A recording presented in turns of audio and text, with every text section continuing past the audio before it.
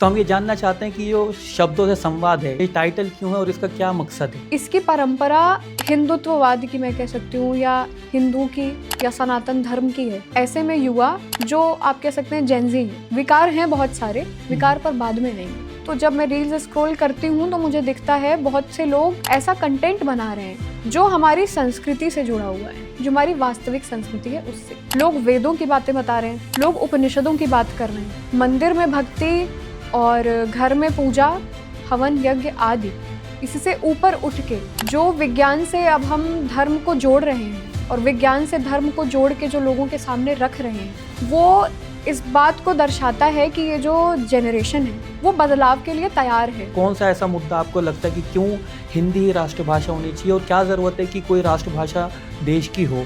संविधान में नहीं लिखा है कि महात्मा गांधी राष्ट्रपिता है, और संविधान में शायद ये भी नहीं लिखा है कि राष्ट्रीय पुष्प है जो वो कमल ही है, लेकिन हम प्रतीक रूप में मानते तो हैं। तो जब प्रतीक रूप में पुष्प हो सकते हैं, पशु हो सकते हैं, पक्षी हो सकता है, तो हमारे अस्तित्व को ही जो दर्शाती है भाषा, वो एक भाषा क्यों नहीं होनी चाहिए प्रतीक रूप में किसी एक राष्ट्र की? अंतर्राष्ट्रीय स्तर पर हम हिंदी भाषा को कहाँ पर देखते हैं? अगर हम वैश्विक स्तर पे भारत की किसी भी चीज के स्तर की बात करते हैं, चाहे वो हमारे धार्मिक ग्रंथ हो, चाहे वो हमारी हिंदी भाषा हो, चाहे वो हर एक चीज जो हमने वैज्ञानिक स्तर पे, मनोवैज्ञानिक स्तर पे, जो कि ये सनातन धर्म से ही निकला है, आप अपने बौद्धिक स्तर पे क्या क्षमता रखते हैं? विवाह के उपरांत जब आपके बच्चे होते हैं तो आप उन्हें क्या सिखाने की, समझाने की क्षमता रखते हैं? डे केयर में छोड़ देना और नौकरी पे जाना, ठीक है, आप बच्चे ही मत पैदा करिए।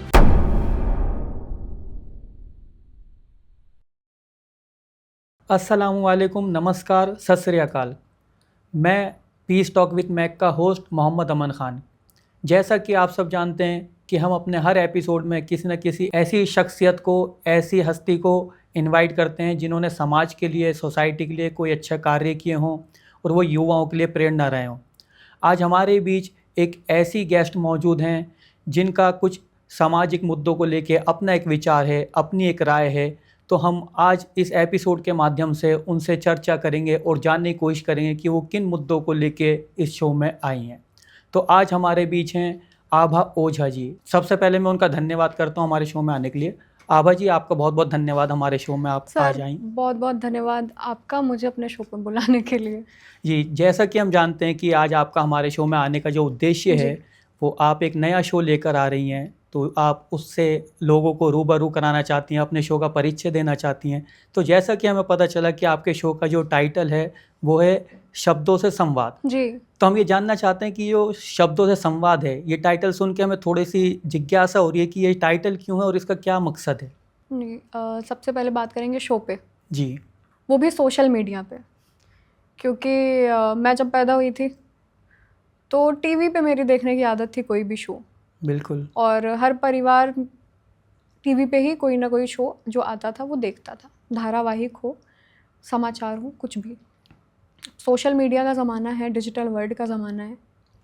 ऐसे में सोशल मीडिया पर कोई शो लेके आना जिसके पीछे आपकी जो भावना हो वो सामाजिक परिवर्तन की हो, जी। ऐसा इसलिए है क्योंकि मुझे ऐसा लगता है आज हर इंसान के पास मोबाइल है, और चलते फिरते, मेट्रो में, खाना खाते हुए, सड़क पे घूमते हुए आपको लोग मोबाइल में गाने सुनते, रील्स स्क्रॉल करते, यूट्यूब चलाते, कुछ ना कुछ गूगल करते, चैट जीपीटी करते मिल जाते हैं। ऐसे में मैं भी जब रील्स देखती हूँ तो मैं ये देख पाती हूँ कि भारतीय जनमानस जो है वो अपने मूल्यों की तरफ आगे बढ़ रहा है। मूल्यों की तरफ आगे बढ़ रहा है से मतलब मेरा ये है कि ये जो भारत भूभाग है,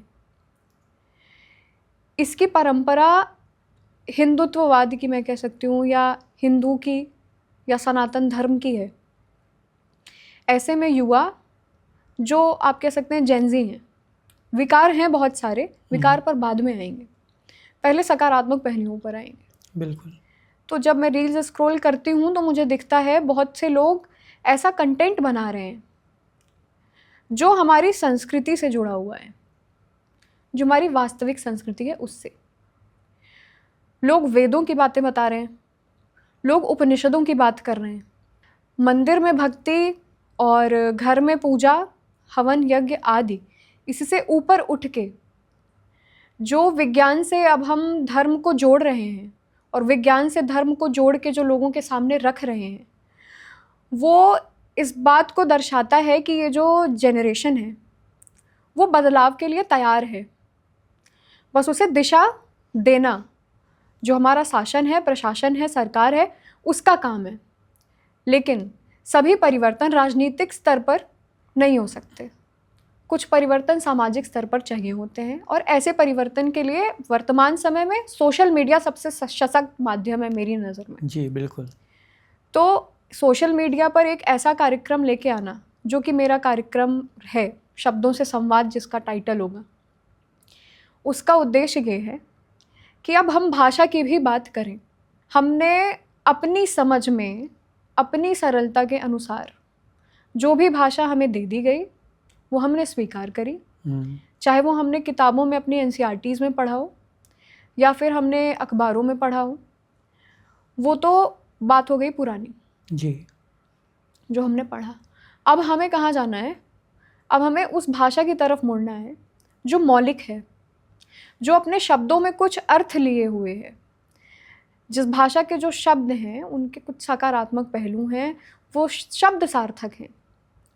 और शब्दों के महत्व की मैं अगर बात करूं तो शब्द से एक पूरी किताब लिखी जाती है, उसमें कई सारे शब्द होते हैं गिनती के, जी। लेकिन एक एक शब्द से वाक्य बनता है, फिर वाक्य से आप कह सकते हैं गद्य बनता है, फिर पूरी किताब लिखी जाती है। तो ऐसे ही जब हम सांसारिक स्तर पे देखें तो शब्द का महत्व, शब्द क्या है? ध्वनि है। और वो हवा से, पानी से, या मैं कह सकती हूँ किसी ठोस पदार्थ से टकराकर ही आगे बढ़ रही है। तो शब्द ध्वनि है, और ध्वनि क्या है? ऊर्जा है। तो वो हमारे वातावरण में रह जा रही है। ऐसे में किसी निश्चित भूभाग में या भौगोलिक क्षेत्र में, सब मान लीजिए भारत, अगर हम ऐसी भाषा का प्रयोग कर रहे हैं, ऐसी ऊर्जा अपने पर्यावरण में छोड़ रहे हैं जिसका कोई सकारात्मक पहलू है ही नहीं, तो हम ये अपेक्षा कैसे कर सकते हैं कि समाज एक सकारात्मक दिशा में जाएगा? है ना? तो इस शो में जो चर्चाएं होंगी वो सारी चर्चाएं हिंदी भाषा पे होंगी। हिंदी भाषा के अंतर्गत बहुत सी बोलियां आती हैं, पूर्वी क्षेत्र की, पश्चिमी क्षेत्र की, दक्षिण, उत्तर। उन बोलियों की, उन उपभाषाओं की भी बात होगी। भारत के संविधान में जिन क्लासिकल लैंग्वेज का उल्लेख है, उन क्लासिकल लैंग्वेजेस की भी बात होगी। वो दक्षिण का तमिल, तेलुगु, मलयालम, सभी भाषाओं की। और इन भाषाओं पे बात करने के लिए जो लोग आएंगे वो अपने आप में ही इतनी प्रतिष्ठा रखते हैं उस निश्चित विषय में। मैं हिंदी के साहित्य की बात करूं या संस्कृत के साहित्य की बात करूं, तमिल के साहित्य की बात करूं, किसी भी भाषा की, किसी भी बोली का जो भी साहित्य है, उन सभी में उन्होंने कहीं ना कहीं अपने आप को उन भाषा में स्थापित किया है, कुछ मापदंडों, मानकों पर खरा उतर के।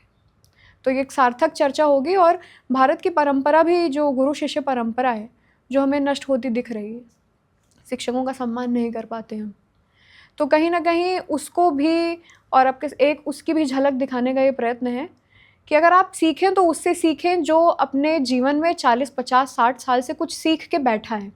जी। अभी मैं हूँ, मेरा मास्टर्स कंप्लीट हुआ है हिंदी में। मैं चाहती तो मैं अपना एक पर्सनल चैनल बनाती, मैं अपने 4 मित्रों को इकट्ठा करके एक संगठन बनाती और मुहिम चलाती कि अब हिंदी को राष्ट्रभाषा बनाना है, तो अब हम हिंदी के साहित्यकारों की ये रचनाएं, अब इसका इस तरीके से हम प्रचार प्रसार करेंगे और हम बदलाव लाएंगे, लोग समझेंगे। नहीं कर सकते। ऐसे बहुत से संगठन चल रहे हैं, ऐसे संगठनों का बहुत प्रयत्न हुआ है। मेरे स्तर से मैं ये प्रयत्न करूँगी कि ये जो शो है वो सच में एक परिवर्तन की दिशा में भारतीय जनमानस को ढकेले।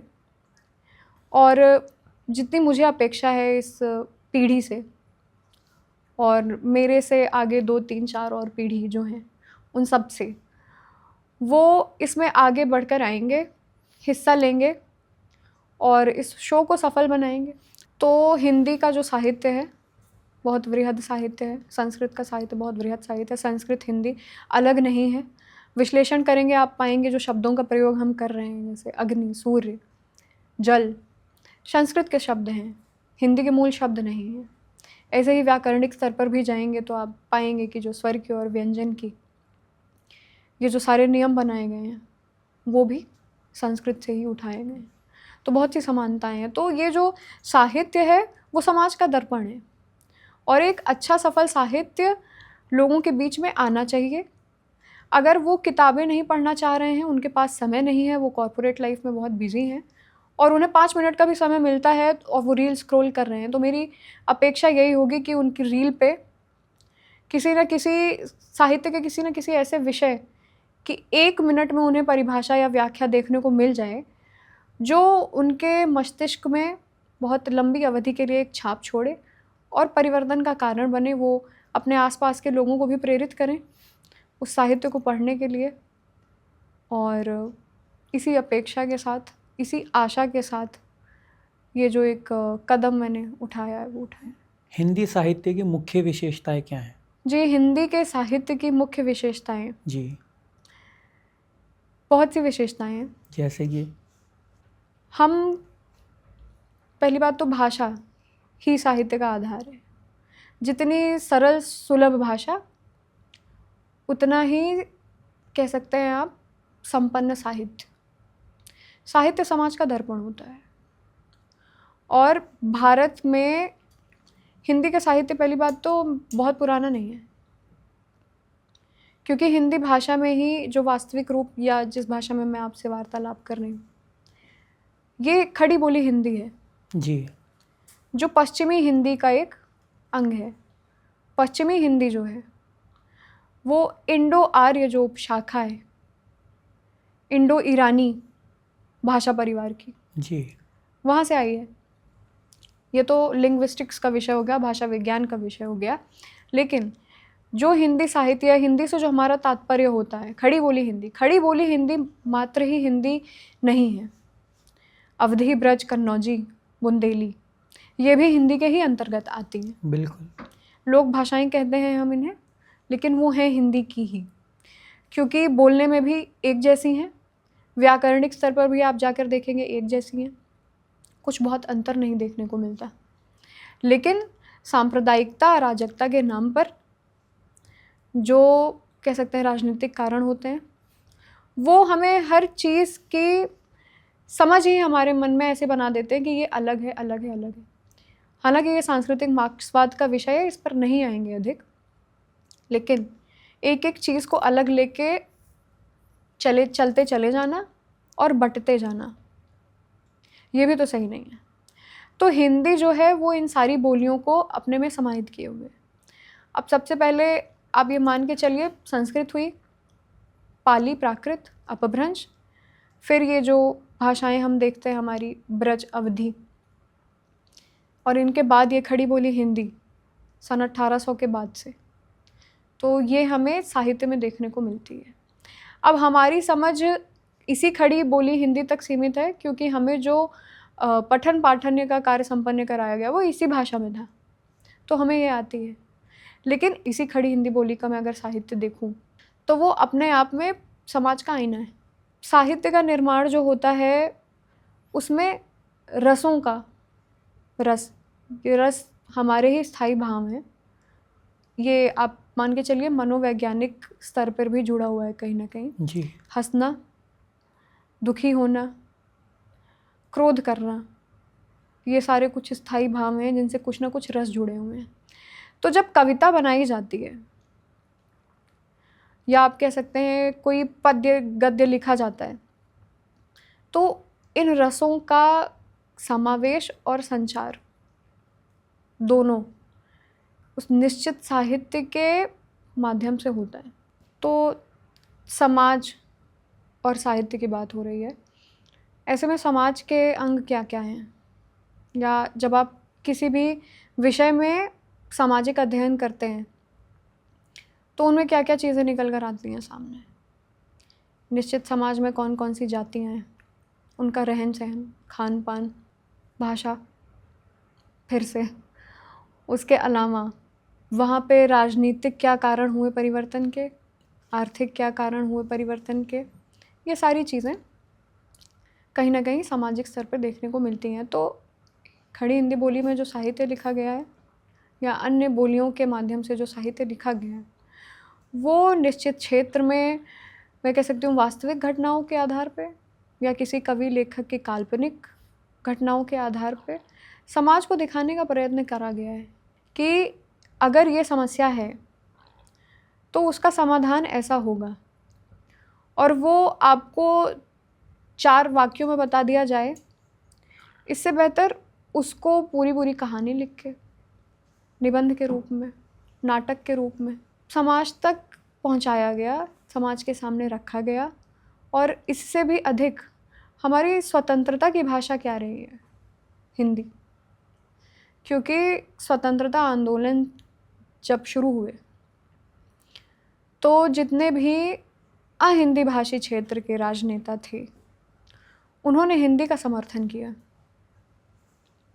और ऐसे में जो हिंदी के लेखक थे, कहानीकार थे, नाटककार थे, उन्होंने बढ़ चढ़कर साहित्य के माध्यम से देश को स्वतंत्रता दिलाने में आहुति दी। एक हिसाब से भारतेंदु के समय से पत्रकारिता हिंदी में प्रारंभ हुई, और उसके बाद जो खड़ी बोली हिंदी का स्तर हमें देखने को मिलता है, बहुत ही व्यवस्थित, बहुत ही वैज्ञानिक, वो हमारे सामने आता है। और राष्ट्रीय चेतना लोगों में जगाने का काम उस समय के साहित्य ने किया। 1850 से लेके 1960 तक के साहित्य, बहुत नहीं 100 साल जी। क्योंकि उसके पहले अगर हम जाएंगे पढ़ने तो ब्रज में जो चीज़ें लिखी गई हैं, अवधि में लिखी गई हैं, हो सकता है हमें बहुत समस्या आए पढ़ने में, क्योंकि आज का जैसा परिवेश है हम अंग्रेज़ी बोलने में अपने आप को ज़्यादा सहज पाते हैं। तो ऐसे में जो पुरानी भाषाएं हैं या बोलियां हैं जिनमें ऐसे साहित्य लिखे गए हैं, उन्हें पढ़ना शायद हम पसंद भी नहीं करें। लेकिन अगर सरल भाषा में कोई साहित्य है, जैसे हमारी दैनिक जीवन की ये बोलचाल की भाषा और राजकाज की भाषा तो है ही, तो इसमें अगर हम जीवन के मूल्यों को, आदर्शों को खोज पाते हैं तो वो बहुत ही बेहतर होगा। जी बिल्कुल। लेकिन जैसे कि हम जानते हैं हमारा भारत देश बहुत विशाल देश है। हर कुछ किलोमीटर पे हमारी जो है संस्कृति बदल जाती है, भाषा बदल जाती है और कल्चर बदल जाता है। तो ऐसे में आपने अभी थोड़ी देर पहले बात करी थी हिंदी भाषा को राष्ट्रभाषा बनाने की। तो आजकल हम देख रहे हैं महाराष्ट्र में एक माहौल चल रहा है कि अगर आपको महाराष्ट्र में रहना है, काम करना है, तो आपको मराठी बोलनी ही पड़ेगी। अगर हम कर्नाटक जाते हैं, हम देखते हैं बेंगलोर में, कर्नाटका में इस तरह का माहौल रहता है कि कन्नड़ आपको आनी चाहिए अगर आपको यहाँ व्यापार करना है। और कई व्यापारी ऐसे हैं जो कि कर्नाटका से या साउथ इंडिया से या महाराष्ट्र से वापस यूपी और दिल्ली आ रहे हैं क्योंकि उन्हें वहाँ परेशानियों का सामना करना पड़ रहा है। तो ऐसे में आपको कितना ये लगता है कि इस तरह का एक शो बनाना या इस तरह की एक मुहिम चलाना कि हिंदी को राष्ट्रभाषा बनाना चाहिए, तो इससे आपको ऐसे नहीं लगता कि हमारे देश में जो दूसरी भाषाओं के समर्थक हैं उनकी भावना को भी आहत हो सकता है? और आप कौन सा ऐसा मुद्दा आपको लगता है कि क्यों हिंदी ही राष्ट्रभाषा होनी चाहिए और क्या ज़रूरत है कि कोई राष्ट्रभाषा देश की हो? क्योंकि जैसा जो चल रहा है, क्या ऐसे ही चलता रहे तो कोई दिक्कत है? बहुत ही बेहतर प्रश्न है, बहुत ही मौलिक प्रश्न है। जी। और जो आपने बोला कि महाराष्ट्र में मराठी, कर्नाटक में कन्नड़, मुझे व्यक्तिगत स्तर पे और मुझे ऐसा लगता है हिंदी साहित्य से जुड़े जितने लोग हैं उनके स्तर पे भी, सामूहिक स्तर पे भी किसी को आपत्ति नहीं है मराठी से या कन्नड़ से। जो इंसान अपने आप को जिस भी भाषा में या बोली में सहज महसूस करता है वो बेझिझक उस बोली का, उस भाषा का प्रयोग अपने दैनिक जीवन में करे। जी। वो तो हो गई एक अलग बात। गुजरात में है गुजराती, उड़ीसा में है उड़िया, कर्नाटक में है कन्नड़, लेकिन है तो भारतीय। बिल्कुल। बहुत अच्छी बात है कि पलाश का फूल किसी देश, किसी राज्य का राजकीय पुष्प है, लेकिन भारत देश का राष्ट्रीय पुष्प है तो कमल, और हमने स्वीकार किया। हाल ही में कश्मीर में विवाद हुआ, हमारे राष्ट्रीय प्रतीक अशोक स्तंभ का एक फ़ोटो बना था, एक कहीं पे वो आकृति उकेरी गई थी जिसे लोग ख़राब कर रहे थे। लेकिन इन सब के बावजूद जो चीज़ें संविधान में लिख दी गई हैं, या फिर आप कह सकते हैं संविधान में नहीं लिखा है कि महात्मा गांधी राष्ट्रपिता हैं, और संविधान में शायद ये भी नहीं लिखा है कि राष्ट्रीय पुष्प है जो वो कमल ही है, लेकिन हम प्रतीक रूप में मानते तो हैं। तो जब प्रतीक रूप में पुष्प हो सकते हैं, पशु हो सकते हैं, पक्षी हो सकता है, तो हमारे अस्तित्व को ही जो दर्शाती है भाषा, या हमारे अस्तित्व का ही जो कहीं ना कहीं कारण बन जाती है भाषा, वो एक भाषा क्यों नहीं होनी चाहिए प्रतीक रूप में किसी एक राष्ट्र की। और ऐसे में हमारे स्वतंत्रता आंदोलन के समय जितने नेता थे वो भी इस बात के पक्षधर थे कि हिंदी को राष्ट्रभाषा बनाया जाए। हालांकि लोगों के अथक प्रयास के बाद भी ऐसा संभव नहीं हो सका। तो ऐसे क्या मूल कारण है, आपको ऐसा लगता है कि हिंदी आज के दिन तक भी राष्ट्रभाषा नहीं बन पाई है? मूल कारण जैसा अभी आपने बोला कि कभी मराठी को लेके विवाद महाराष्ट्र में हो जाता है, कभी तमिल को तेलुगु को लेके विवाद, तेलंगाना, आंध्र प्रदेश, जितने भी साउथ के, दक्षिण के। नहीं, कल को बंगाल के लोग भी उठ के आ जाएंगे, कहेंगे बंगाली को भी प्राथमिकता मिलनी चाहिए, तो ये तो एक कंट्रोवर्शियल इशू है ना। कंट्रोवर्शियल है, बट ये भी सत्य है कि जिन वैदिक मंत्रों का मंत्रोच्चार बेहतर रूप से दक्षिण भारत के लोग करते हैं, उतना शायद उत्तर भारत के भी नहीं करते। बिल्कुल। तो उन्होंने संस्कृत अपनाया है और हमसे ज़्यादा अपनाया है, कहीं ना कहीं सहमत होंगे आप इस बात से जी। क्योंकि खड़ी बोली हिंदी क्षेत्र तो मेरठ और दिल्ली का ही है, लेकिन दिल्ली का मुझे हर दूसरा तीसरा नागरिक अंग्रेज़ी में ही अपने आप को बढ़ा चढ़ा के दिखाता हुआ दिखता है। तो आप दक्षिण के लोगों के मूल्यों की, आदर्शों की तो बात ही नहीं करनी चाहिए, क्योंकि वो उसको संरक्षित करने में हमसे कई कदम आगे हैं। जी। धार्मिक स्तर पे भी, बौद्धिक स्तर पे भी, सामाजिक स्तर पे भी, क्योंकि उनकी जो जातीय चेतना है उनकी भाषा को लेके वो हमसे अधिक है। मैं अवध से हूँ, हमारे यहाँ अवधी बोली जाती है, लेकिन पढ़ाई मैंने अपनी सारी खड़ी बोली हिंदी में करी है, और समर्थन भी मैं आजीवन इसी बात का करूँगी कि हिंदी को देश की राष्ट्रभाषा होनी चाहिए, और मेरे गुरुजनों से भी मैंने यही सीखा है। तो विश्वास की बात है, और आपके विश्वास से सब संभव होता है। ऐसे में उत्तर पूर्व में असम, मणिपुर, नागालैंड, वहाँ की जो बोलियाँ आपको देखने को मिलती हैं वो एक दूसरी उपशाखा से, इंडो तिब्बतन, जी, वहाँ से निकली हैं। तो भौगोलिक क्षेत्र का, भाषा का, दोनों का बहुत ही गहरा संबंध है, आप उसको अलग नहीं कर सकते। लेकिन अलग अलग तरीके के होने के बाद भी जब अपने आप को एक भारतीय आप मानते हैं, तो अगर उस भारत देश की एक प्रतीक भाषा या कह सकते हैं राष्ट्रभाषा हिंदी हो जाती है तो आपत्ति नहीं होनी चाहिए। पठन पाठन का कार्य, अपना आप कह सकते हैं प्रचार प्रसार, उसके लिए भी आप हिंदी का ही प्रयोग कर रहे हैं। OTT प्लेटफॉर्म्स पे भी अब तो सभी बोलियों को, भाषाओं को लाने का कार्य किया गया है, पर हमेशा से तो रही हिंदी ही है।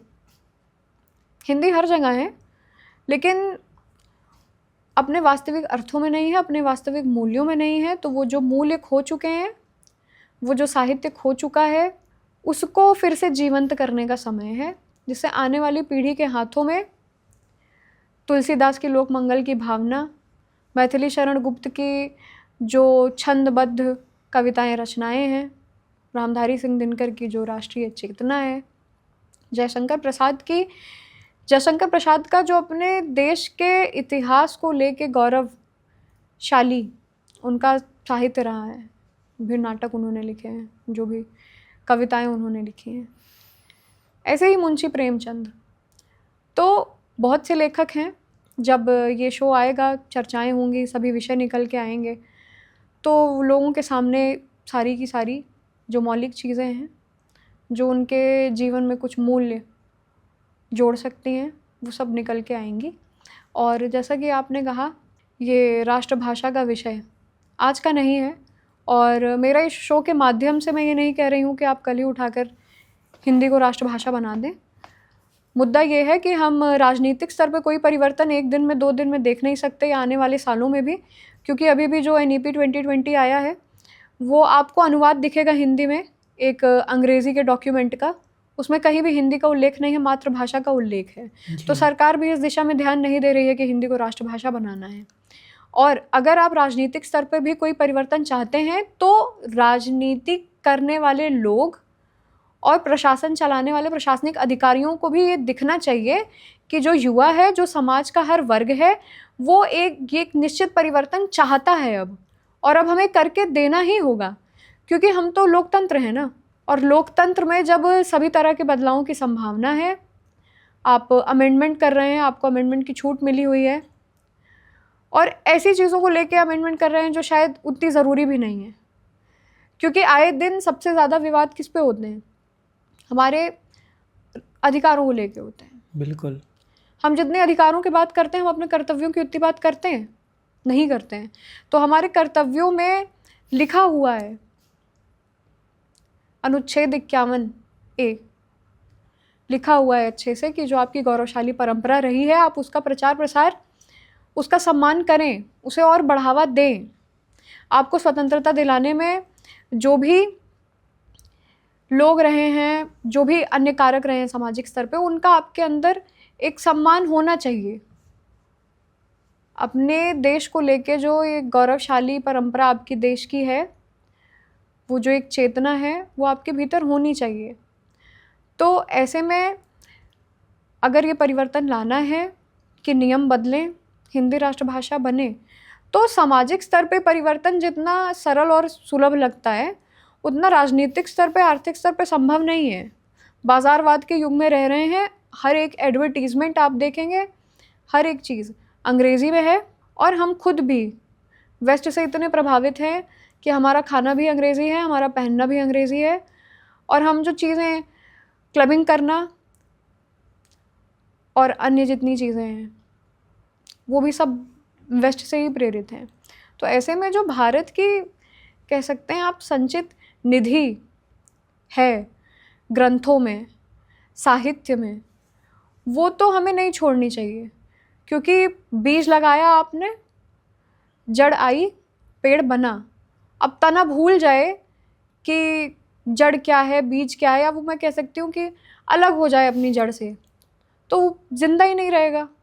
तो अगर हम अपने आदर्शों को भूल जाते हैं, अपने मूल्यों को भूल जाते हैं, तो वो सही नहीं होगा किसी भी दिशा में, ना हमारे सर्वांगीण विकास के लिए, ना सामाजिक स्तर पर किसी भी और परिवर्तन के लिए, क्योंकि समाज जिस दिशा में जा रहा है, इस दिशा में हर एक व्यक्ति की जो चेतना है, उसके अनुसार वो अपनी स्वतंत्रता चाहता है, जबकि स्वतंत्र कोई नहीं है।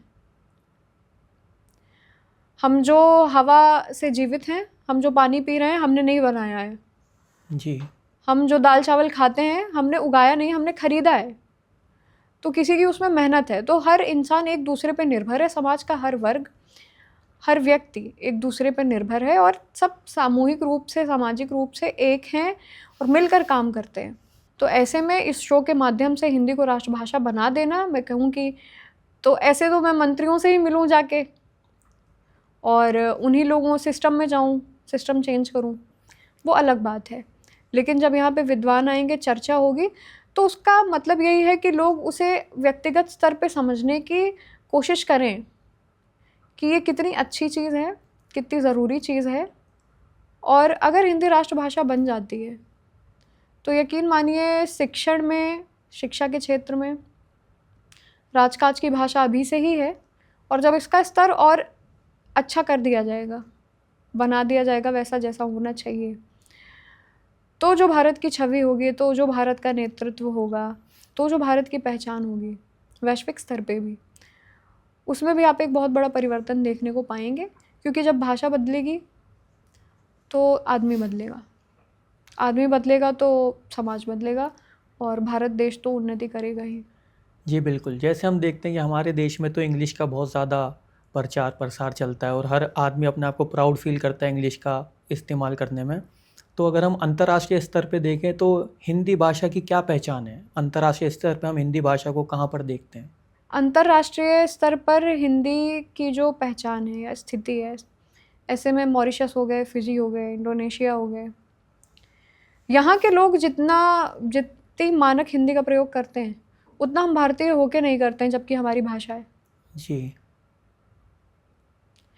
और वैश्विक स्तर पे बहुत से विश्वविद्यालयों में हिंदी पढ़ाई जाती है। तो अगर हम वैश्विक स्तर पे भारत की किसी भी चीज़ के स्तर की बात करते हैं, चाहे वो हमारे धार्मिक ग्रंथ हो, चाहे वो हमारी हिंदी भाषा हो, चाहे वो हर एक चीज़ जो हमने वैज्ञानिक स्तर पे, मनोवैज्ञानिक स्तर पे, या आप कह सकते हैं विचारों के स्तर पे, जो कि ये सनातन धर्म से ही निकला है, जी। उसका जितना लोहा विश्व में बड़े बड़े वैज्ञानिक, बड़े बड़े विद्वान मान रहे हैं, वो स्थिति बेहतर है हमसे। हम नहीं मानना चाह रहे हैं, हमें अंग्रेज़ी सीखनी है, लेकिन वो हमारी संस्कृत और हिंदी पढ़ के जो हमारी संचित निधि है उससे अधिक से अधिक ग्रहण करना चाह रहे हैं, और उस क्षेत्र में वो लगातार शोध भी कर रहे हैं। एआई के लिए संस्कृत लैंग्वेज कितनी ज़्यादा, आप कह सकते हैं, कोडिंग के लिए ज़रूरी है।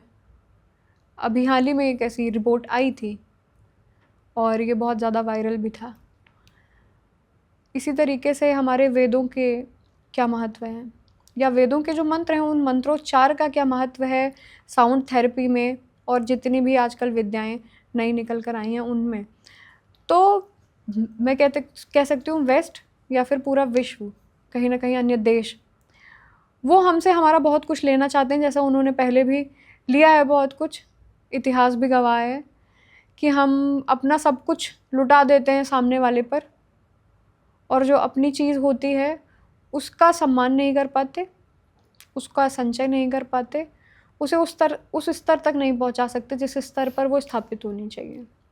जी, जैसे हम देखें अब हमारे योगा को भी अब पूरे विश्व में एक्सेप्ट कर लिया गया है और कितना उसे एक अच्छे लेवल पे इस्तेमाल किया जा रहा है। तो अब जैसे बार बार आप अपने वेदों की, हिंदू धर्म की, सनातन धर्म की आप बात कर रही हैं, तो हिंदी और हिंदुस्तान का क्या संबंध है आपस में? हिंदुस्तान के बीच में जो संबंध है मैं आपको बताती हूँ। हिंदू धर्म के जो मूल्य, हिंदू पहली बात तो धर्म नहीं है जी, एक जीवंत परंपरा है जो सनातन से निकली है। और हिंदू से तात्पर्य ये है कि भारत देश में जितने भी नागरिक हैं उनकी जो जीवन शैली है, उस जीवन शैली में सनातन धर्म के वो मूल्य कितने ज़्यादा परिलक्षित हो रहे हैं, इस बात से ये निर्धारित होता है कि आप हिंदू हैं या हिंदू नहीं हैं। हिंदू कह देने से आप हिंदू हो नहीं जाते। बिल्कुल। और इसमें भी इन मूल्यों को हिंदी के साहित्य ने जीवंत रखने का प्रयत्न किया, क्योंकि फिर से ये जो जितने धार्मिक ग्रंथ हैं, वेद हैं, उपनिषद हैं, पुराण हैं, ये लिखे तो वैदिक संस्कृत में ही गए हैं, और लौकिक संस्कृत से ये भाषाएं जन्मी। और हिंदी साहित्य ने देश को पहली बात तो आज़ाद कराया ही, लेकिन आज़ाद कराने के पहले भी इन्हीं जो जीवन आदर्शों की बात हमें हमारे संस्कृत के ग्रंथों में मिलती है, उसे हिंदी भाषा में समाज के सामने रखा।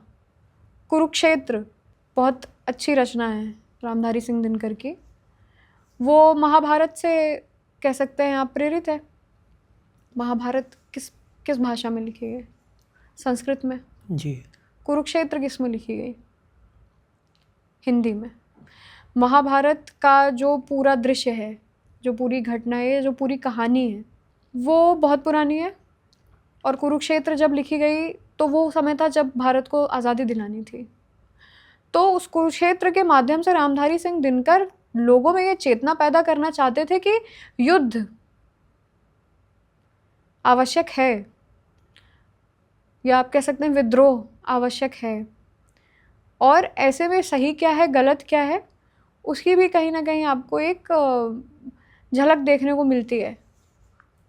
तो राष्ट्रीय चेतना के जागरण में महाभारत से एक घटना उठाना, कहानी उठाना, उसे लोगों के सामने रखना, तो ये संबंध है हिंदी का हिंदू से, कि जो हिंदू कह सकती हूँ मैं, सनातन धर्म के जो मूल्य हैं उन्हें संरक्षित करने का काम इस आधुनिक युग में आके, क्योंकि बहुत पुरानी बात नहीं है, 100 साल भी नहीं हुए मुश्किल से, तो संरक्षित करने का कार्य जो हमारे लेखकों ने करा, वो अद्वितीय है।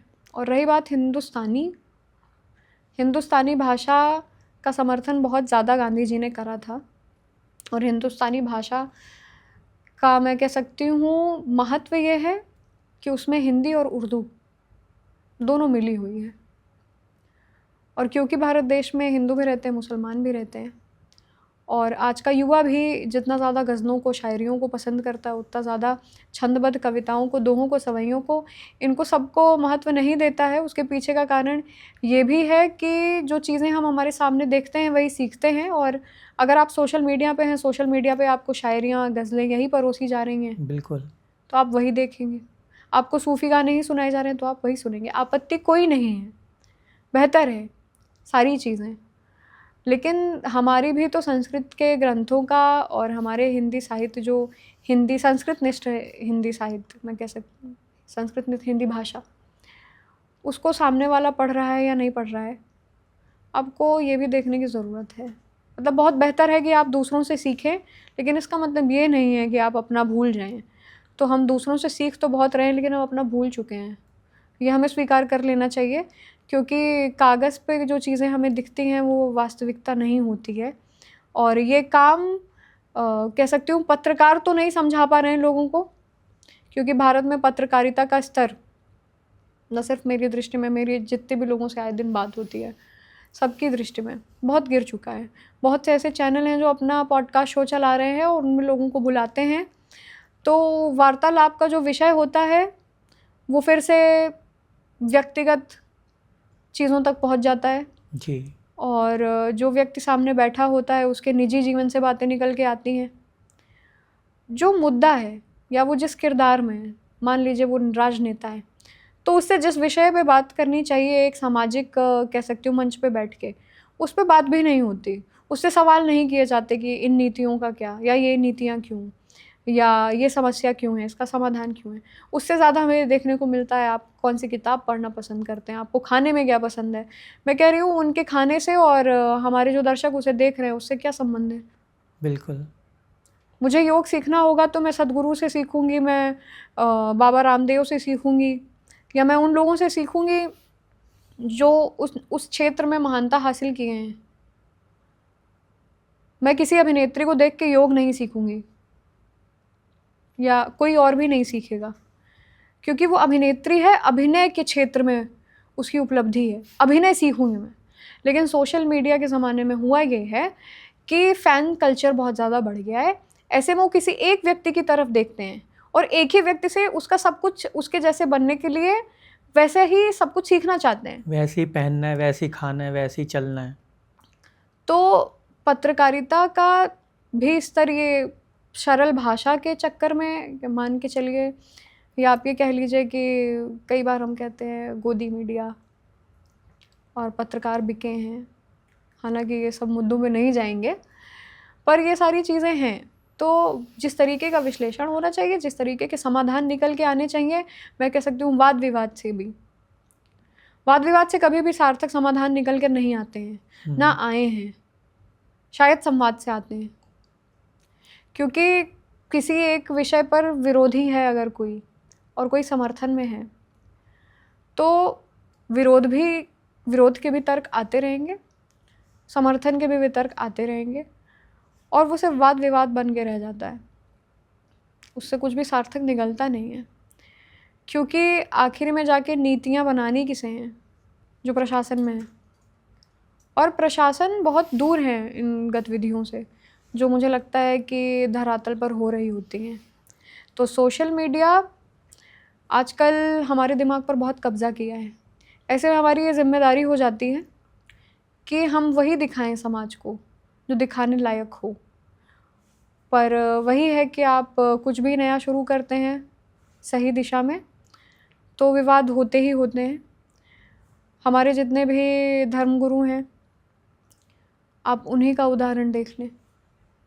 वो उनकी वजह से बहुत परिवर्तन आता है भारतीय जनमानस में, चेतना में। सोशल मीडिया का इतना ज़्यादा इन्फ्लुएंस बढ़ने के बाद नीम करौली या खाटू श्याम, बांके बिहारी, काशी विश्वनाथ, हालांकि ये टूरिज़्म को बहुत प्रमोट करता है जी, लेकिन ये तो सार्थक है, सकारात्मक दिशा में है। इसके साथ ही जो नकारात्मकता है वो भी आपको स्वीकार करनी पड़ेगी। और अगर आप बड़ा मंच हैं तो ये आपकी जिम्मेदारी हो जाती है कि आप समाज को सार्थक दें। किसी का व्यक्तिगत देने का कोई मतलब नहीं है। तो पत्रकारिता और साहित्य, साहित्य से पत्रकारिता जन्मी है, पत्रकारिता से साहित्य नहीं। जी।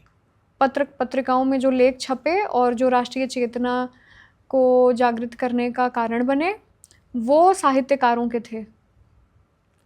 और आज की पत्रकारिता का वो स्तर नहीं है कि वो साहित्य तक पहुंच पाएँ। वो आपको जानकारी देते हैं बस। बौद्धिक विकास और बौद्धिक क्षमताएं कितनी आपकी बढ़ाते हैं, उस विषय पर ही नहीं जाना चाहिए, क्योंकि वो स्पष्ट है। हम क्या करेंगे देख के कि क्या खाना चाहिए, मतलब एक अभिनेत्री या एक अभिनेता क्या खाता है और फिट रहता है। क्योंकि अगर हम एक तरफ ये देख रहे हैं कि वो क्या खाता है, क्या फिट रहता है, तो फिर हम बॉलीवुड की नग्नता भी तो देख रहे हैं ना एक तरफ। तो बिल्कुल। एक ही इंसान में आप सकारात्मक पहलू दिखा रहे हैं और नकारात्मक भी हमें दिख रहा है, तो आप ये मान के चलिए कि जो नकारात्मक है वो पहले ग्रहण करेगा देखने वाला, सकारात्मक बाद में करेगा। तो पत्रकार साहित्यकार नहीं हो सकता, और साहित्यकार जो समाज को दिशा देता है वो पत्रकार कभी नहीं दे पाएगा, क्योंकि पत्रकार अब जो है वो प्रमोशन में लगा है और चुनाव जिताने में लगा है। लोगों की छवि कितनी अच्छी बनाई जाए, कितनी ख़राब बनाई जाए, इस चीज़ में लगा है। उसे मतलब नहीं है कि सामाजिक स्तर पे हमें क्या परिवर्तन देखने हैं, क्या नहीं देखने हैं। ऐसे में साहित्यकारों की, जो वर्तमान के कुछ अच्छे साहित्यकार हैं, नीलोत्पल मृणाल जी क्यों ना हो, जिनकी डार्क हॉर्स, औघड़, ये सारी चीज़ें बहुत अच्छे स्तर पर लोगों के बीच में गई।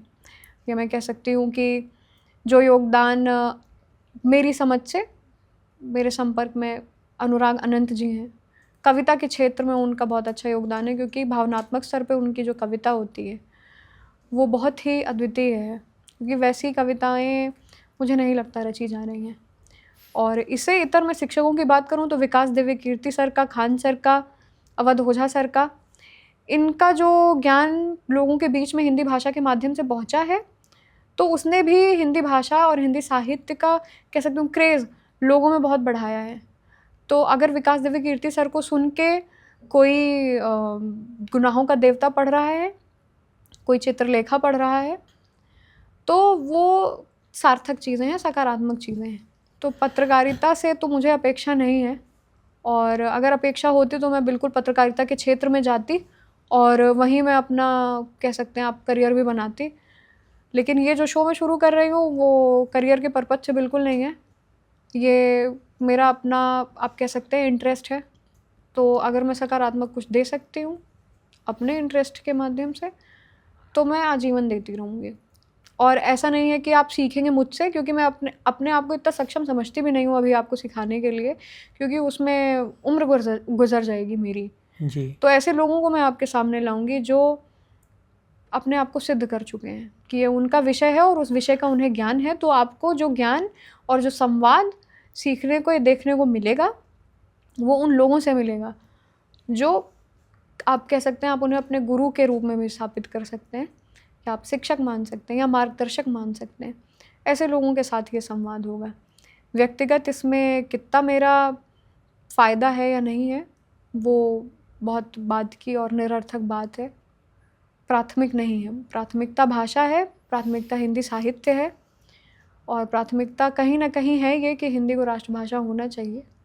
और न सिर्फ ये मेरा मत है, क्योंकि व्यवहारिक स्तर पर मुझे भी पता है ये बात बहुत बचकानी है आज के लोगों के नज़र में, आज के लोगों की समझ में।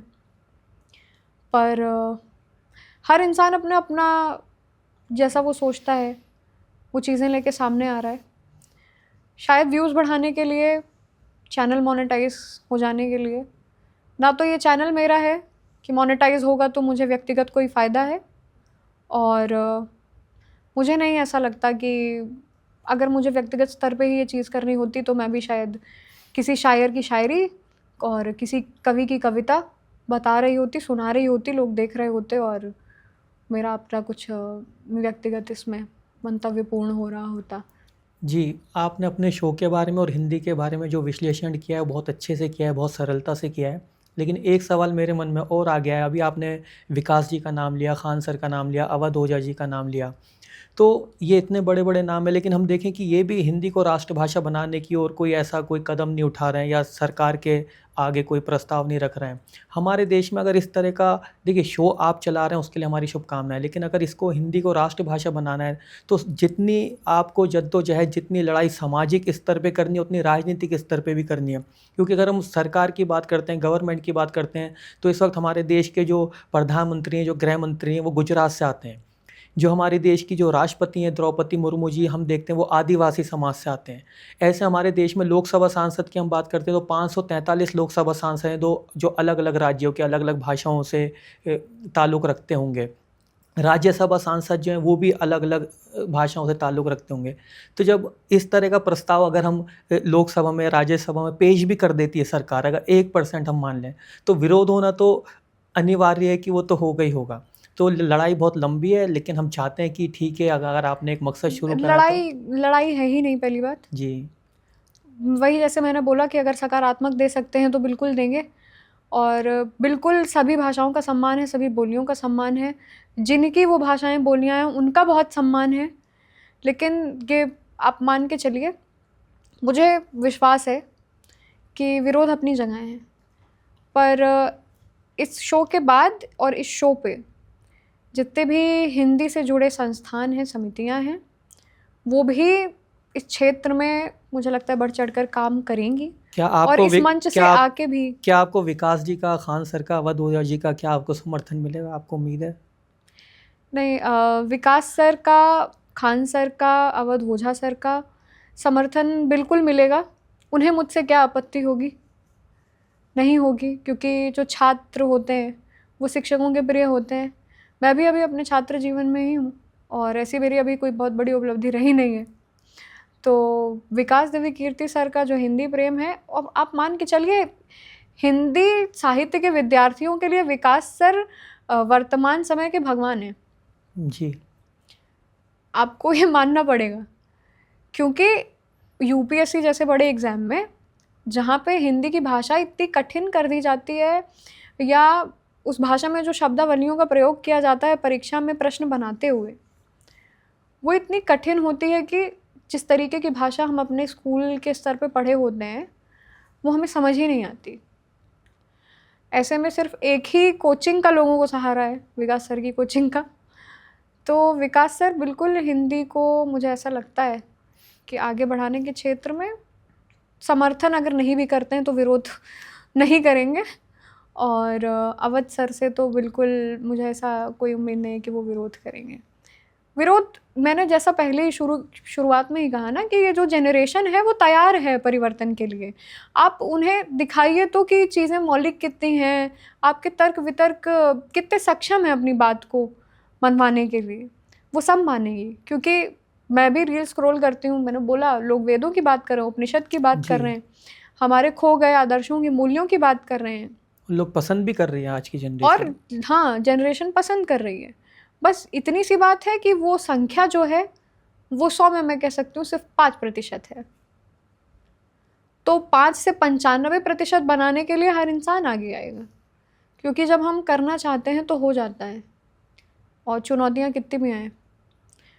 और निष्काम कर्म करने में मैं खुद भी विश्वास करती हूँ अब, क्योंकि जीवन ने इतनी सीख तो दी है। जी, अपेक्षा नहीं कर रही हूँ आज से कि बन ही जाएगी, करूँगी भी नहीं शायद, लेकिन आशा पूरी रखती हूँ, अपनी तरफ से कोशिश पूरी करूँगी।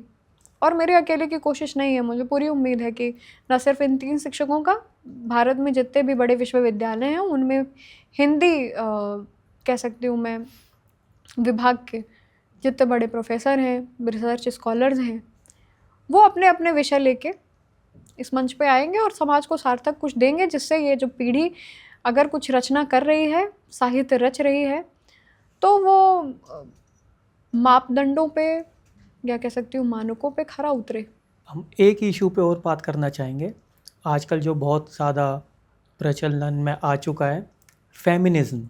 आजकल हम देखते हैं सोशल मीडिया पे भी, देखिए क्या है, आजकल कई ऐसे इश्यूज हैं जिसमें हम देखते हैं कि महिलाएं और जो लड़कियां हैं वो भी क्राइम होता है या कई ऐसी चीज़ें जिसमें उनका हम इन्वॉल्वमेंट देखते हैं।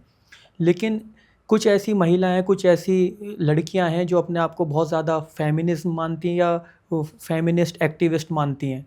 तो ये जो मूवमेंट चल रहा है कि लड़कियां कुछ भी कर लें, हमें उनका साथ देना ही है, या नहीं जी हमें तो उनके सपोर्ट में बोलना ही है, तो इस चीज़ को आप कैसे देखती हैं? मैं फेमिनिस्ट नहीं हूँ, जी। पहली बात तो। मैं एक हिंदू नारी मानती हूँ अपने आप को। और जो सनातन धर्म है और जितने भी हमारे धार्मिक ग्रंथ हुए हैं, जैसे मैं हिंदू धर्म की बात करूं अगर, तो 4 संप्रदाय हैं हमारे। वैष्णव संप्रदाय, शैव संप्रदाय है, शाक्त संप्रदाय है, स्मार्त संप्रदाय है। वैष्णव में विष्णु भगवान और उनके अवतारों की पूजा करते हैं हम, शैव में शिव भगवान की, और शाक्त संप्रदाय में हम शक्ति की पूजा करते हैं। तो ये जो फेमिनिज्म शब्द है और जो फेमिनिन एनर्जी को कहीं ना कहीं दर्शाता है, आपको यही नहीं पता है अपनी चेतना में कि ये ऊर्जा क्या है या ये शक्ति क्या है।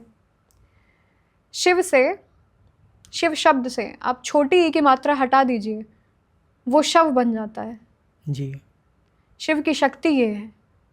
तो इस समाज के संचालन में हमारी भूमिका सबसे अधिक है, पुरुषों से भी अधिक है। और जैसा मैंने बोला, फेमिनिस्ट नहीं हूँ, क्योंकि मुझे व्यक्तिगत स्तर पे, जब मैंने विगत 5 वर्षों में साहित्य का अध्ययन किया, चाहे मैंने महादेवी को पढ़ा या मैंने निराला को पढ़ा या किसी भी कवि जिसकी कह सकते हैं रचना में हमें स्त्री चेतना देखने को मिलती है। मार्क्सवाद के समय के बाद की साहित्य की बात नहीं करूँगी मैं, उसके पहले की करूँगी, क्योंकि मार्क्सवाद के बाद का जो साहित्य है उसमें बहुत त्रुटियां हैं। उस पर बात करना मेरा विषय नहीं है। जो उस विषय का विशेषज्ञ होगा वो इस शो पे आएगा, बात करेगा। जी। तो मैं बिल्कुल इस चीज़ की पक्षधर नहीं हूँ, क्योंकि व्यक्तिगत स्तर पे भी मैंने अनुभव किया है अपनी चेतना में, ये परिकल्पनाएं ही गलत हैं। मतलब समाज बहुत आगे बढ़ गया है, हम पीछे नहीं जा सकते। लेकिन आपको ये मानना होगा, स्त्री की चेतना में होने के बाद जो आपके कर्तव्य हैं, जो आपके मूल्य हैं, जो आपकी, मैं कह सकती हूँ, बाउंड्री निर्धारित की गई है, आपको उसका सम्मान करना पड़ेगा, क्योंकि वो आपके लिए सही है। हमें मार पड़ती है पढ़ने के लिए, बुरा बहुत लगता है, लेकिन नहीं पढ़ी होती तो शायद पढ़ते भी ना। लड़कियों के साथ मैं भी लड़की हूँ, ऐसा नहीं है कि आप कभी मुझे वेस्टर्न कपड़ों में नहीं देखेंगे या वेस्टर्न गाने सुनते नहीं देखेंगे, क्योंकि पूरा विश्व एक गांव बन चुका है टेक्नोलॉजी के आने के बाद। ब्लॉकचेन टेक्नोलॉजी के युग में हम जी रहे हैं, तो हम दूर नहीं रह सकते हैं उससे। लेकिन अपने स्तर से कोशिश तो मेरी यही रहेगी हमेशा कि प्रचार प्रसार, या कह सकती हूँ जो वास्तविक ज्ञान है, क्योंकि वास्तविक ज्ञान है जो हमारे धर्म ग्रंथ हैं, उनमें लोपामुद्रा अपाला की बात करते हैं, सिर्फ बात करते हैं, उनके जैसे बनने की बात क्यों नहीं करते हैं, या उनके जैसे रचना करने की बात क्यों नहीं करते हैं। महादेवी जैसी रचना करने की बात क्यों नहीं करते हैं। आज की महिलाएं आधुनिकता के नाम पे, मैं भी महिला हूँ, ज़्यादा नहीं कहूँगी, मुझे विवाद चाहिए भी नहीं है इस पर, मेरा व्यक्तिगत ये मत है, स्त्री को बहुत समझना ये चीज़ ज़रूरी है कि वो स्त्री है। क्योंकि जब वो अपनी ही शक्ति नहीं समझेगी और तुलना में लग जाएगी कि मुझे पुरुष होना है, तो ना वो इधर की रहेगी ना वो उधर की रहेगी। और उसका इधर का ही होके रहना ज़रूरी है, इसलिए क्योंकि वो पोषण करती है न सिर्फ अपने परिवार का, बल्कि कहीं ना कहीं समग्र रूप से समाज का। और ये जो प्रकृति है वो भी फेमिनिन एनर्जी है। इस प्रकृति से हमने लेके बहुत कुछ कृत्रिम बनाया है और इसी प्रकृति में हम जी रहे हैं। तो जब प्रकृति की ये तुलना कर दी गई उस फेमिनिन एनर्जी से, और आपको उसी का सम्मान नहीं है, आपको बोध नहीं है इस बात का कि आप क्या हैं और आप क्या कर सकते हैं, सिर्फ सुंदर होना और आपकी बॉडी शेप में है या नहीं है, आप कितने अट्रैक्टिव लग रहे हैं, ये आपकी शक्ति नहीं है। आप अपने बौद्धिक स्तर पे क्या क्षमता रखते हैं, कल को विवाह के उपरांत जब आपके बच्चे होते हैं तो आप उन्हें क्या सिखाने की, समझाने की क्षमता रखते हैं, इस बात पर भी बहुत निर्भर करता है। डे केयर में छोड़ देना और नौकरी पे जाना, ठीक है आप बच्चे ही मत पैदा करिए। तो ये जो सामाजिक विघटन हुआ है वो बहुत बड़े स्तर पे हुआ है, और इन्हीं बहुत ज़्यादा नहीं, इसी दशक में हुआ है। शुरुआत तो बहुत पहले हो गई थी, आज़ादी मिलने के बाद ही बहुत पहले हो गई थी, लेकिन कह सकते हैं देश में कोने-कोने तक नहीं पहुँची थी, अब कोने-कोने तक पहुँच गई है। कारण है कि फॉरेन डायरेक्ट इन्वेस्टमेंट 100% कर देने के बाद हर क्षेत्र में जब बाहर से लोग अपने आउटलेट्स ला के भारत में खोलेंगे और वैसे कपड़े मैं कपड़े खरीदने जाती हूँ और कोशिश करती हूँ कि मुझे ठीक-ठाक लंबाई का कोई टॉप मिल जाए जो मैं पहन लूँ, मुझे नहीं मिलता है। ब्लाउज़ के साइज़ का टॉप मिलता है, नहीं पहन सकती मैं, नहीं खरीद सकती। अब ऐसे में मैं किससे कहने जाऊँ कि ये बेचो? शायद मेरी परचेज़िंग पावर वैसी ना हो। तो जब परोसा ही आपको वो जाएगा जो वो चाहते हैं और आप खाएँगे भी वही जो वो चाहते हैं, तो ना तो आप अपने दिमाग से चल रहे हैं और ना आप अपने दिमाग से कुछ कर रहे हैं। फिर उसके बाद आप कहेंगे कि मेरी स्वतंत्रता है, मेरा अधिकार है, मूर्ख हैं आप, अपने आप ज्ञान की वृद्धि करिए। आपको बहुत ज़रूरत है इस बात की। तो ये सारी चीज़ें मैं फ़ेमिनिज़्म में बिल्कुल, ऐसा नहीं है कि परिवर्तन नहीं आए, जो हमें अधिकार मिले उसके सकारात्मक परिवर्तन भी बहुत हुए, लेकिन नकारात्मक उससे अधिक हुए हैं। तो नकारात्मक को सकारात्मक करने की ज़रूरत है फिर से। तो ये जो शब्द हैं 2 सकारात्मक और नकारात्मक, जीवन के बहुत महत्वपूर्ण शब्द बन चुके हैं आज के समय में, क्योंकि हमें अलग करना ही नहीं आता कि क्या सही है और क्या गलत है। आएगा भी कैसे? सीखना हम किससे चाहते हैं? हमारे पास एक कोई अगर नियम की किताब है, मैं कह सकती हूँ कि देश को चलाने के लिए जो नियम लिखे हैं वो संविधान में लिखे हैं। संविधान में ऐसी कोई बातें नहीं लिखी हैं, क्योंकि संविधान सभी धर्मों का पालन कर रहा है। संविधान तो सेक्युलरिज्म और सोशलिज्म की बात कर रहा है। जी। संविधान से आप ये चीज़ नहीं सीख सकते, ये चीज़ आप अपने धार्मिक ग्रंथों से ही सीख सकते हैं, लेकिन आप तो सेक्युलर हैं। आप अंग्रेज़ी साहित्य के पुस्तकों को, विषयों को पढ़ने में ज़्यादा रुचि रखेंगे, क्योंकि वो आपको मॉडर्न दिखाता है, वो वहाँ के लोगों से आपको जोड़ता है ना? तो ये सारी चीज़ें, अगर आपको अपनी ही भाषा पे गर्व नहीं है, उसमें ही आप अपने आप को पिछड़ा महसूस कर रहे हैं, या साड़ी पहनने में, सूट पहनने में आप अपने आप को पिछड़ा महसूस कर रहे हैं, आपको समझ नहीं है कि आप अपनी किस शक्ति और ऊर्जा का नाश कर रहे हैं, विनाश कर रहे हैं। तो ऐसे में आप कितने भी पैसे कमा लें, कितने भी बड़े स्टार्टअप्स खोल लें, कितने भी बड़े बिज़नेसमैन, पॉलिटिशियंस, आप कुछ भी बन जाएँ, निरर्थक है सब। जी, बिल्कुल। आपने अपने शो से लेकर हिंदी भाषा को राष्ट्रभाषा क्यों होना चाहिए या फ़ेमिनिज़्म के ऊपर जितनी भी बातें कहीं, वो बहुत अच्छा आपका विश्लेषण रहा और मुझे लगता है कि हमारे जो व्यूवर्स हैं और जनता है उसको भी ठीक से समझ आएगा। तो मेरी आपके भविष्य के लिए और आपके जो शो के लिए बहुत-बहुत शुभकामनाएँ। मैं आशा करता हूँ कि आपका शो और आपका भविष्य बहुत उज्ज्वल रहे। तो बहुत अच्छा लगा आपके साथ चर्चा जी, करके।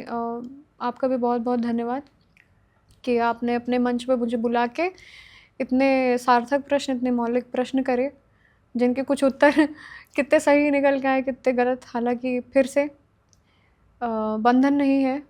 जी, यही मैं कह सकती हूँ लोकतंत्र की खूबसूरती है कि आप बोल सकते हैं। तो इतने बिल्कुल। में यही इतनी आशा है दर्शकों से कि वो समर्थन तो देंगे ही इस शो को अपना, जितनी मुझे उम्मीद है। बाकी व्यक्तिगत स्तर पे भी अपने परिवर्तन करने की कोशिश करें। 5 मिनट का भी समय अगर मिल रहा है तो सार्थक चीज़ों में लगाएँ, निरर्थक में लगाने की कोई आवश्यकता नहीं है। ऐसा मंच मिलना मेरे लिए भी सौभाग्य का विषय है। जी, जी, हमारा भी सौभाग्य है। तो जैसा कि आपने देखा कि आबा ओझा जी हमारे साथ आज मौजूद थीं और कई विषयों पे हमारी चर्चा हुई और उन्होंने नकारात्मक और सकारात्मक चीज़ों का विश्लेषण किया कि कैसे हमें पॉजिटिव चीज़ों की तरफ आकर्षित होना चाहिए और नेगेटिव चीज़ों से दूर रहना चाहिए। समाज में दोनों चीज़ें साथ-साथ चलती हैं, नकारात्मकता भी और सकारात्मकता भी। अब ये हमें देखना है कि हमें किस चीज़ को अपने अंदर एडॉप्ट करना और किस चीज़ को छोड़ना है। तो आगे अगले एपिसोड में फिर मिलेंगे किसी दूसरे मेहमान के साथ और फिर चर्चा करें किसी दूसरे इशू में, जब तक किसी दूसरे सब्जेक्ट पे। जब तक के लिए धन्यवाद।